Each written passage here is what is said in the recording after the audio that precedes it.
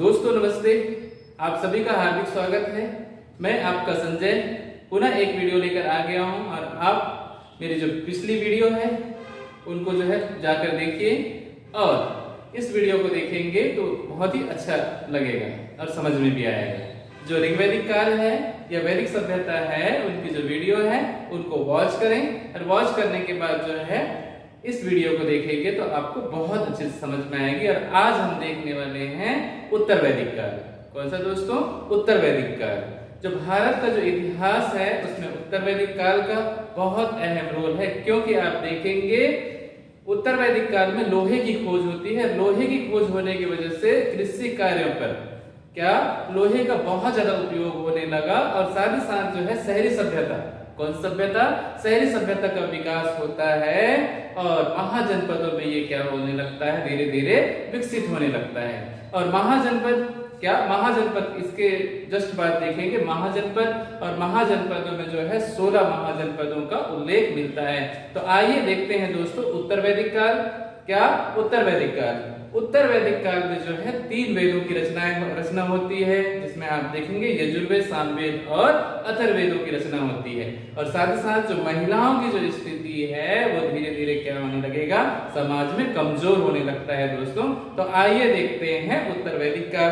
कौन सा काल? उत्तर वैदिक काल। निश्चित ही आप मेरी जो वीडियो है उसको देख जाएंगे और समझ में बिल्कुल आ जाएगी दोस्तों। तो बने रहिए, हमारी जो वीडियो है उसको देखते रहिए और ध्यान से देखेंगे और आप जो है नोट करते हुए चलें और एक हाथ में जो है कापी पुस्तक लेकर कापी लेकर चले। दोस्तों कापी और पेन होना अनिवार्य तौर से।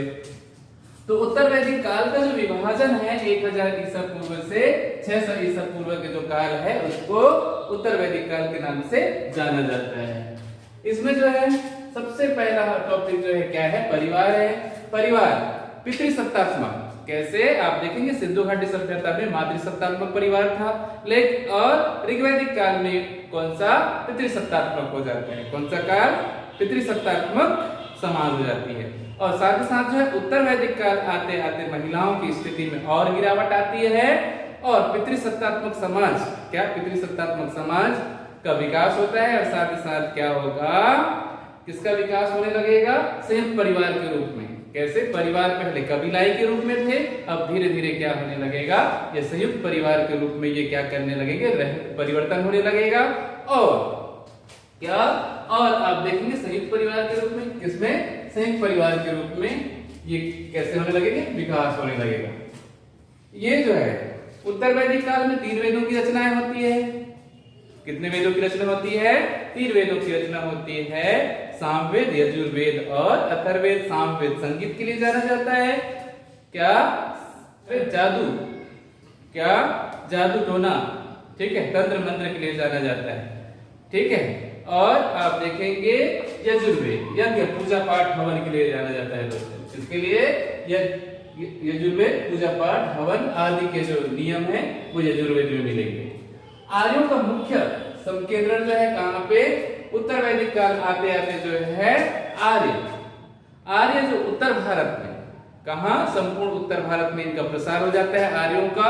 और गंगा यमुना द्वीप क्षेत्र में, कहां? गंगा यमुना द्वीप क्षेत्र में इनका क्या हो जाएगा, संकेंद्रण हो जाता है। और आप देखेंगे गंडक नदी, जिसको किसके नाम से जाना जाता है? गंडक नदी, है ना? गंडक नदी के आसपास जो है आर्य लोग आकर रहने लगे, ठीक है। इस गंडक नदी को ही सदानीरा, कौन सी नदी? सदानीरा के नाम से भी जाना जाता है। सदानीरा का उल्लेख मिलता है अभी। और जहां पे गंगा यमुना द्वीप क्षेत्र में जहां आर्य लोग रहने लगे उस क्षेत्र का नाम आर्यवत के नाम से जाने लगा। किसके नाम से जानने लगे? आर्यवत के नाम से। आगे आते हैं दोस्तों आर्यों का सामाजिक जीवन। कौन सा जीवन? आर्यों का सामाजिक जीवन। आर्य धीरे धीरे आर्य जो है क्या करेंगे, लोहे की खोज हो जाती है। लोहे के खोज होने की वजह से नगरों का विकास होने लगेगा। किसका विकास होने लगता है? नगरों का विकास होने लगता है, ठीक है। और आप देखेंगे नगर में क्या होगा, बड़े बड़े, ठीक है, नगरों का विकास होगा और नगर जो है शहरी सभ्यता की ओर धीरे धीरे परिवर्तन होने लगता है। इसीलिए आप देखेंगे महाजनपद काल को जो है द्वितीय नगरी सभ्यता के नाम से जाना जाता है। कौन सी सभ्यता? द्वितीय नगरी सभ्यता के नाम से जाना जाता है। और स्पष्ट रूप से समाज जो है 4 वर्णों में विभाजित हो जाता है। उत्तर वैदिक काल के आते आते जो है कितने वर्णों में? 4 वर्णों में। आप देखेंगे ऋग्वैदिक काल में, ऋग्वेद में, किसमें? ऋग्वेद में 10वें मंडल पर पुरुष सूक्त है। पुरुष सूक्त में क्या मिलेगा? वर्ण व्यवस्था का उल्लेख मिलता है। कौन सी व्यवस्था का? वर्ण व्यवस्था का उल्लेख मिलता है, जिसमें 4 वर्णों का, कितने? 4 वर्णों का में समाज जो है कितने वर्णों में विभाजित था? 4 वर्णों में। ब्राह्मण, क्षत्रिय, कौन सा? क्षत्रिय। तीसरा जो है वैश्य, चौथा शूद्र। 4 वर्णों में, कितने वर्णों में? ऋग्वेद में, है ना। लेकिन उत्तर वैदिक काल का आते आते, और ये वर्ण व्यवस्था कैसे था? कर्म के आधार पर वर्णों में बांटा गया था दोस्तों। कब? ऋग्वैदिक काल में। जैसे ब्राह्मण था, इनका कार्य क्या था? शिक्षा एवं पूजा पाठ हवन आदि कराने का कार्य कौन करते थे? ब्राह्मण करते थे। और क्षत्रिय का कार्य क्या करना था? युद्ध करने का कार्य किसका था? क्षत्रिय का था। और वैश्य क्या? वैश्य क्या करते थे? व्यापार करते थे, व्यापार, है ना। और आप देखेंगे शूद्र जो है सेवा का कार्य करता था। कौन सा कार्य करता था? सेवक कार्य। ऋग्वेद में क्या? ऋग्वैदिक काल में जो है कार्यों के आधार पर बांटा गया। लेकिन उत्तर वैदिक काल आते आते जो है जाति व्यवस्था जन्म ले लेता है। क्या जन्म ले लेता है? जाति व्यवस्था जन्म ले लेता है। और जाति व्यवस्था जन्म लेने के बाद क्या हो जाएगा? ये जो वर्ण व्यवस्था है, क्या वर्ण व्यवस्था है, कर्म के आधार पर ना होकर जाति व्यवस्था के आधार पर होता है। और एक जाति से या एक वर्ण से दूसरे वर्ण में क्या नहीं कर सकते? परिवर्तन नहीं कर सकते थे। परिवर्तन करना बहुत कठिन हो गया और समाज की स्थिति में थोड़ी सी क्या होगी? गिरावट आती है। क्या आएगी? गिरावट आती है। और जो वर्ण है वो जाति के आधार पे, और जाति व्यवस्था जैसे ही आती है गोत्र व्यवस्था भी आने लगती है। गोत्र, और एक ही गोत्र, समगोत्र में विवाह क्या था? वर्जित था, निषेध था। क्या था? समगोत्री विवाह पर क्या होगा? पूर्णतः प्रतिबंध था दोस्तों। और जो समाज है वो पितृसत्तात्मक समाज थी। और संयुक्त, कैसे? संयुक्त परिवार। कौन से परिवार में? संयुक्त परिवार में ये क्या थे? परिवर्तन हो गए संयुक्त परिवार के रूप में। और जनपदों में, किसमें? जनपदों में ये क्या हो जाएंगे? विभाजित हो जाते हैं। और साथ ही साथ दोस्तों जो समाज है, क्या समाज है, उसमें मानव जीवन को, किसको? मानव जीवन को पूरे जो जीवन काल है वो 100 वर्षों का मानकर क्या 4 आश्रम व्यवस्था में क्या किया गया? विभाजित किया गया। कितने आश्रम व्यवस्था में? 4 आश्रम व्यवस्था में, है ना। 0 से 25 वर्ष के आयु तक शिक्षा अध्ययन, क्या? शिक्षा अध्ययन, पठन पाठन कहीं ना कहीं सीखने के काल था, जिसको ब्रह्मचर्य आश्रम के नाम से जाना जाता है। कौन से आश्रम? ब्रह्मचर्य आश्रम। दूसरा है गृहस्थ आश्रम। 25 से 50 वर्ष, क्या? 25 से 50 वर्ष की आयु या उम्र में क्या करता था? व्यक्ति गृहस्थ अपनी जो संतान उत्पत्ति और संतान के कारण जो है क्या अपने जो प्रवेश करता था। उसके बाद तीसरा जो है वनप्रस्थ आश्रम। कौन सा आश्रम? वनप्रस्थ आश्रम आएगा। और चौथा जो है कौन सा? संन्यास आश्रम। संन्यास आश्रम जैसे ही जो है गृहस्थ, क्या गृहस्थ के बाद क्या करेगा? वनप्रस्थ में प्रवेश करेगा। धीरे धीरे ये किसकी ओर? अध्यात्म की ओर प्रवेश करता है। और 75 से 100 वर्ष की आयु में ये क्या? संन्यास आश्रम में चला जाता है। संन्यास आश्रम में जाने का मतलब क्या था? कि मोक्ष प्राप्त करना, अंतिम, या मानव का, है ना, क्या मानव का अंतिम उद्देश्य क्या था? मोक्ष प्राप्त करना था दोस्तों। और मोक्ष के लिए संन्यास जीवन गुजारना अनिवार्य था। आगे चलते हैं। स्त्रियों की दशाओं में क्या होगी? गिरावट आती है। उत्तर वैदिक काल में जो है महिलाओं की दशा में क्या होगी? गिरावट आती है। सामाजिक, क्या समाज के संगठन है जैसे सभा, समिति और विदर्भ, इन जो सभा, समिति और विदर्भ में पहले महिलाएं क्या कर सकती थी? भाग ले सकती थी। कौन से? ऋग्वैदिक काल में। लेकिन उत्तर वैदिक काल आते आते महिलाओं की स्थिति में गिरावट आती है। अब सभा, समिति और इन संगठनों में महिलाएं जो है भाग नहीं ले सकते थे। इनको जो है जाना प्रतिबंध कर दिया गया दोस्तों। क्या कर दिया गया? प्रतिबंध कर दिया गया। और विवाह, समाज में 8 प्रकार की विवाह प्रचलित थी। कितने प्रकार की विवाह प्रचलित थी? 8 प्रकार की विवाह प्रचलित थी। ये विवाह है ब्रह्म विवाह। पहला क्या है? ब्रह्म विवाह, प्रजापत्य विवाह, देव विवाह, आर्य विवाह। आर्य को ही अर्ष विवाह के नाम से भी जाना जाता है। गंधर्व विवाह, असुर विवाह, राक्षस विवाह और पिशाच विवाह। इस तरीके से 8 विवाह प्रचलित था दोस्तों। कब? उत्तर वैदिक काल में। आगे चलते हैं राजनीतिक जीवन। कौन सा जीवन? राजनीतिक जीवन। उत्तर वैदिक काल के लोग कैसे? उत्तर वैदिक काल के लोग क्या कैसे इनकी जो राजनीतिक जीवन है या शासन है किनके हाथों में होता था, ये देखते हैं। आर्यों का जो प्रसार है वो संपूर्ण उत्तर भारत में, कहा? संपूर्ण उत्तर भारत में होने लगा। और ये कबीले आप देखेंगे उत्तर वैदिक काल यानी ऋग वैदिक काल में लोग कैसे रहते थे? कबीले के रूप में रहते थे। कैसे रहते थे? कबीले के रूप में, झुंड के रूप में निवास करते थे। लेकिन धीरे धीरे इसका क्या होने लगा? केंद्रीकरण होने लगा, संलयन होने लगा और ये जनपदों के रूप में, किसमें? जनपदों के रूप में विकसित होने लगे। ठीक है। और आप देखेंगे कि महाजनपद कहलाता है और 16 महाजनपदों में ये क्या हो जाता है? संपूर्ण उत्तर भारत या भारत जो है 16 महाजनपदों में परिवर्तन हो जाता है, विकसित हो जाता है दोस्तों। आगे हम नेक्स्ट टॉपिक में हम देखेंगे। और राजा जो है क्या? राजा है ना, राजा जो है दैवी उत्पत्ति। कौन सा? राजा की उत्पत्ति दैवी उत्पत्ति का सिद्धांत का पालन करता है। ये सबसे पहले आप देखेंगे दैवी उत्पत्ति का सिद्धांत ऐतेरे ब्राह्मण ग्रंथ में मिलता है। कौन से ब्राह्मण ग्रंथ में? ऐतेरे। ठीक है, ऐतेरे ब्राह्मण ग्रंथ में। और राजा की क्या? राजा जो है वंशानुगत हो गया। एक पीढ़ी से दूसरी पीढ़ी राजा का पुत्र ही राजा होता था। किसका पुत्र? राजा का पुत्र ही राजा होता था दोस्तों। और राजा की शक्ति के लिए क्या? राजा की शक्ति के लिए विभिन्न क्या किए गए? अलग अलग जो है क्या यज्ञ किए गए, जैसे जिसमें राजस्व यज्ञ। कौन सा योग? राजस्व यज्ञ, वाजपेयी यज्ञ और अश्वमेध यज्ञ। राजस्व यज्ञ आप देखेंगे कि राजा की क्या? राजा को पदस्थापना के लिए, स्वागत के लिए, जिस दिन राजा का क्या किया जाता था? सिरताज किया जाता था। उस दिन जो है राजस्व यज्ञ किया जाता था। और अश्वमेध यज्ञ जो है राजा अपने राज्य के विस्तार के लिए क्या करता था? अश्वमेध यज्ञ करता था दोस्तों।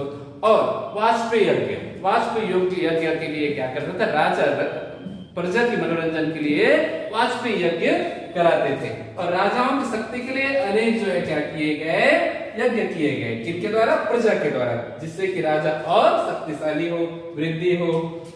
और आगे देखेंगे दोस्तों कि जो भरत और कुरु क्या? भरत और कुरु जनपद मिलकर जो है कुरु महाजनपद का विकास होता है। और कुरुवंश और कृवि जनपद मिलकर क्या बनाते हैं? पंचाल महाजनपद बनाते हैं दोस्तों। कौन सा जनपद बनाते हैं? पंचाल महाजनपद। और राजा के सहयोग के लिए अनेक अधिकारी थे। क्या थे?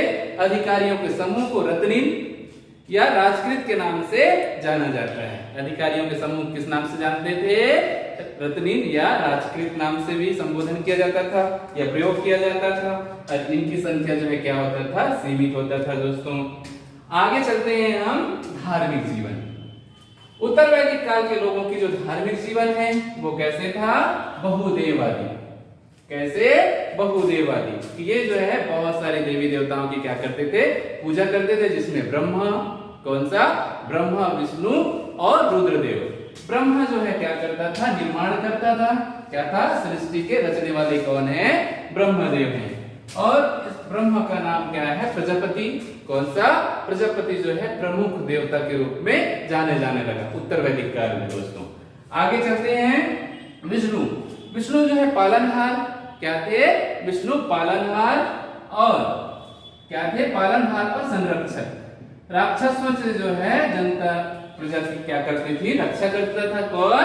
विष्णु जो है प्रजा की रक्षा करता था, संरक्षण करता था, पालनहार कहलाया इसीलिए। और पशुओं के देवता रुद्र को जो है क्या? शिव भी कहा जाता है। ये पशुओं का देवता था। उत्तर वैदिक काल में क्या था? रुद्र पशुओं का देवता था।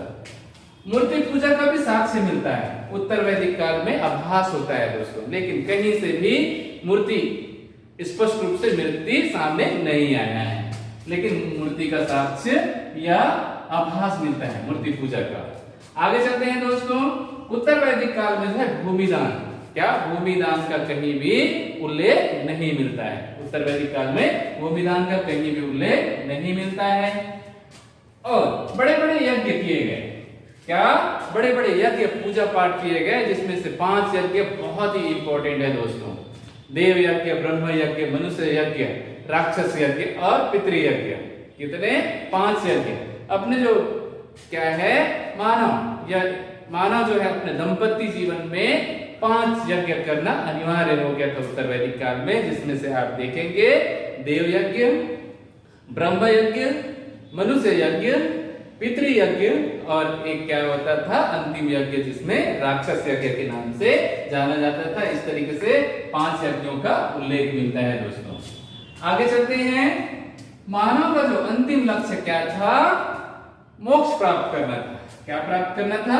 मोक्ष प्राप्त करना था दोस्तों। इसीलिए आत्मा कोई भी किसी भी मानव के अंदर क्या होती है? आत्मा होती है, और आत्मा और परमात्मा दोनों क्या है?